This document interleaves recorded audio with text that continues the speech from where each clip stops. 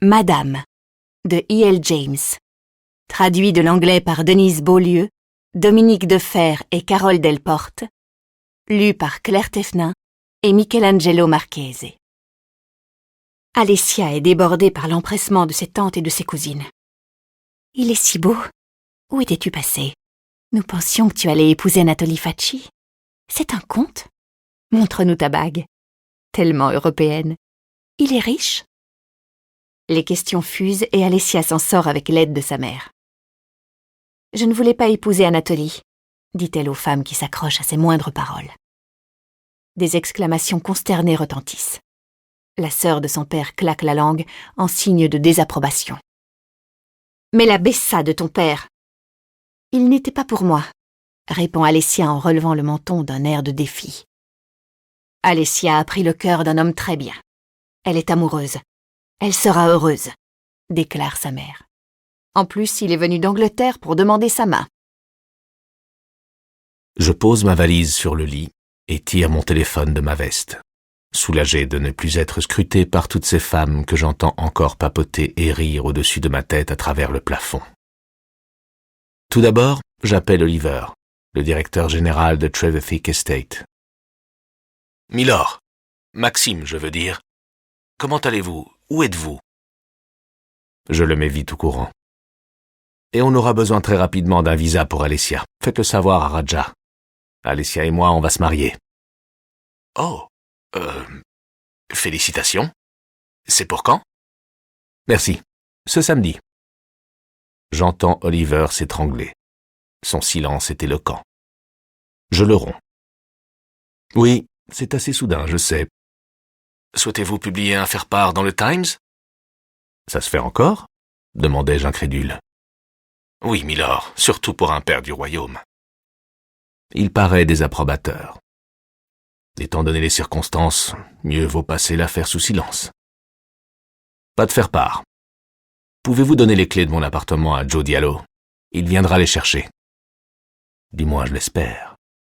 Bien entendu, souffle Oliver, encore sous le choc. J'appelle Raja pour le visa. Merci. J'ai également eu des nouvelles de Scotland Yard. Les assaillants d'Alessia ont été inculpés pour trafic d'êtres humains. Tant mieux. Ils n'ont pas été libérés sous caution.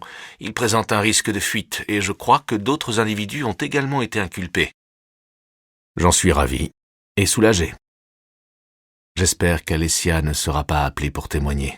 Ça pourrait être délicat, même si d'ici là, elle sera mon épouse. On verra ça, mec. Chaque chose en son temps. Et les affaires du domaine, quoi de neuf? Dis-je pour changer de sujet.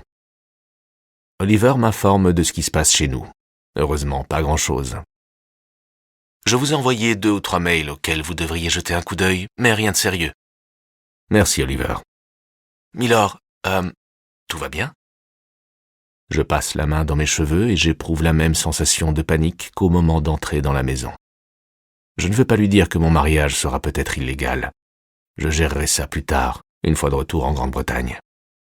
Oui, tout va bien. D'accord. Je vous tiens au courant des avancées de Raja pour le visa. Ensuite, j'appelle mon ami et sparring partner, Joe Diallo. Frère, t'es où? En Albanie. Je me marie, samedi. Tu te fous de ma gueule? Ce samedi? Ouais. Tu peux venir? T'es sérieux, mon pote? Oui. Ta bonne? Quintille plusieurs octaves au-dessus de sa voix normale, ce qui me pousse à lever les yeux au ciel. Oui, fais-je, exaspéré. Tu es sûr que c'est la femme de ta vie? Je soupire. Oui, Joe. Ok, dit-il d'une voix pleine d'incertitude. Je vais regarder les vols. Tu peux arriver vendredi et m'apporter un de mes costumes? Il soupire. Il n'y a que pour toi que je ferai ça, mon pote. Tu vas devoir aller aussi chez Boodles pour moi. On frappe à la porte. Alessia s'extirpe de la foule pour voir qui arrive. Elle est ravie de retrouver ses proches, mais reconnaissante de cette petite diversion qui lui permet de souffler un peu. Elle avait oublié ce que c'était que d'être entourée de sa famille curieuse et bruyante. Lorsqu'elle ouvre, elle se fige, sous le choc. « Bonjour, Alessia. » Son sang se retire de son visage lorsqu'elle dévisage l'homme qui se tient devant elle. « Anatolie » articule-t-elle, la gorge serrée par l'angoisse.